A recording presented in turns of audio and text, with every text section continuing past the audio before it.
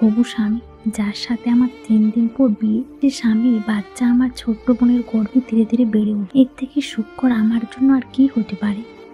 আমার বোন আমাকে আমার বিয়ের সব থেকে অমূল্য উপহার দিয়েছে। সত্যি তার উপহার দেওয়া আমি সারপ্রাইজ হয়েছি, যা আগে কোনোদিনও হয়নি। এইটুকু কথা বলতেই রাইমা বার দুয়ে থমেছে কান্নার তমুকে। নাক টেনে ফুফিয়ে কেঁদে চলছে সে। অন্য সময় হলে রাইমার এই কান্নাটা ভীষণ উপভোগ করত পাশে থাকা ব্যক্তিটি, পরন্তু এখন অনুভব করতে পারছে না সে। কাটা কাটা লাগছে সব কিছু। নৌকা হেলে দুলে চলছে আপন গতিতে। নদী এখন শান্ত, অনুভব হচ্ছে শীতের হাওয়ায় ভাসানো নৌকায় বসে আছে দুজন।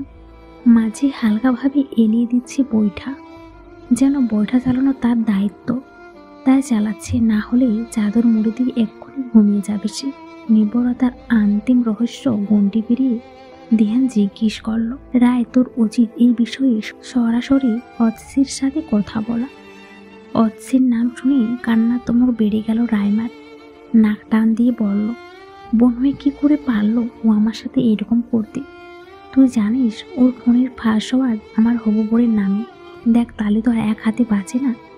আর হবু বর কি, তুই কি ভুলে গিয়েছিস সায়ান ভাইয়ের সাথে তোর বিয়ে 3 বছরের সম্পর্ক?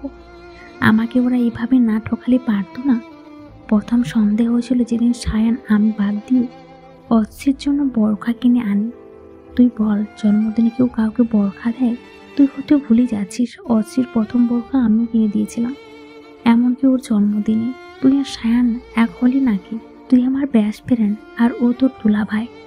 তুই বিষয়টাকে খটমটে করে দিচ্ছিস। এমনকি দেখলিস তুই যে এত বড় এজাহার করতেছিস? ব্যাগ থেকে একটা লেফাফা বের করে দেহানের হাতে ধরিয়ে দিল। দেহান অস্ত হাতে খুললে একটি রিপোর্ট বেরিয়ে এলো। সেখানে স্পষ্ট দেখতে পাচ্ছে অৎসির নাম এবং সায়ানের নাম। প্রেগন্যান্সির রিপোর্ট পজিটিভ এসেছে। নারী ও শিশু বিশেষজ্ঞ ডক্টর আরফির রতনকে চেম্বার থেকে বেরিয়ে এসে ওয়েটিং সিটে অপেক্ষা করছে অৎসি। শ্বাস প্রশ্বাস দ্রুত ওঠানামা করছে। এই শীতেও ঘামছে সে। বাধ্য হয়ে হিজাব খুলে ফেলল। কেশবতী অৎসির দীর্ঘল চুল বিস্তৃত হয়ে পুরো পিঠ জুড়ে। কানের কাছে চুল গুঁজে ক্লান্ত চোখে কাউকে খুঁজে চলছে। পানিও নেই, হাত মুখে দেবে। দৃঢ় পুরুষালী কণ্ঠের দিকে ফেলিয়ে তাকিয়ে হাত বার পানির বোতল হাতে নিয়ে মাথা নেড়ে নাসূচক জবাব দিল। পানি মুখে দিতে না দিতেই ভীষণ খেয়ে কাশি শুরু হলে সামনে থাকা ব্যক্তিটি ধমকে উঠে বলল, এত তাড়াতাড়ি কিসে তোমার? ধীরে সুস্থে তোমার কোনো কাজ করতে পারো না? যত সব রিডিকি উলাস বিহেভিয়ার। পকেট থেকে উরমাল বের করে হাত মুখের পানি মুছে দিতে দিতে বলল, why do your punish yourself dear? It's not your fault. Come with me, be relax. পুরো রাস্তা অৎসি উক্ত ব্যক্তির সাথে কথা বলেনি। উক্ত ব্যক্তি আর কেউ নয়, তার হবু দুলাভাই সায়ান আহমদ। রিপোর্ট দেখার পর থেকে আর মাথায় কাজ করছে না অৎসি। একটি মেয়ের জীবনে অন্যতম স্বপ্ন আজ ধীরে ধীরে মরীচিকায় পরিণত হয়েছে অৎসির জন্য। দূর থেকে বহু দূরে তলিয়ে যাচ্ছে সে স্বপ্নের সাথে। যখন ঘুম ভাঙল তখন তারা এসে পৌঁছেছে অৎসির বাবার বাসার সামনে। বিদায়বেলা অৎসি কিছুই বলে যায়নি। সে আর পিছন থেকেও ডাকেনি। মেয়েটার যেন এখন নিজেকে সময় দেওয়া বড্ড প্রয়োজন। আগামীকাল সকালে সায়ান আসবে, এসে সবাইকে সবটা জানাবে। এই সময় সব থেকে বেশি প্রয়োজন পরিবারের সাথে থাকা। ড্রয়িং রুমে বসেছিলেন আফসার সাহেব। পাশে বসে আছেন তার সহধর্মিণী কাজল বেগম এবং বড় কন্যা রাইমা। অশ্বী সদর দরজা দিয়ে প্রবেশ করতেই তার মা তাকে ডাক দিলেন। ধীর পায়ে অশ্বী হেঁটে তাদের পাশে গিয়ে দাঁড়াতে খেয়াল হলো রিয়াদ বসে আছে। চুপচাপ মায়ের পাশে বসলো সে। এখন এখানে বসে থাকতে মোটেই ইচ্ছে করছে না।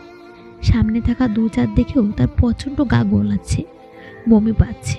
উঠে যাবে ঠিক তখন রাইমা এসে ডান হাত পিছমোড়া করে ধরে বলল, সায়ান এসেছিল তোকে দিতে? হ্যাঁ, তোকে যা যা জিজ্ঞেস করবো সত্যি উত্তর দিবি। এর উপর অনেক কিছু নির্ভর করবে। আপু ছাড়ো, লাগছে তো লাগুক, লাগার জন্য ধরেছি। তোর পিরিয়ড হয় না কয় মাস? রাইমার কথায় হকচকিয়ে গেল অৎসি। বাবার সামনে এসব কি বলছে রাইমা? তাছাড়া দিহার ভাইয়ের সামনেও এসব জিজ্ঞেস করার কি প্রয়োজন?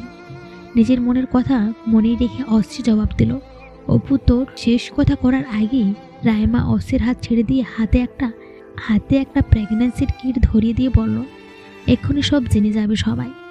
এই নে, যা টেস্ট করি আন। বলেই এক প্রকার ঠেলে ঠুলে অচ্ছিকে ওয়াশরুমে পাঠালো রাইমা। অশ্বি নিজেও জানে রেজাল্ট কে আসবে, তবুও হাত পাত ঘেমে যাচ্ছে ওর। কিছুক্ষণ পর কাঙ্ক্ষিত রেজাল্ট এলো। প্রেগন্যান্সির কিট দুটো লাল হয়েছে, যা চোখে অঙ্গুল দিয়ে দেখিয়ে দিচ্ছে অচ্ছি মা হাতে চলেছে। গল্পটা ভালো লাগলে অবশ্যই কমেন্ট করে জানাবেন।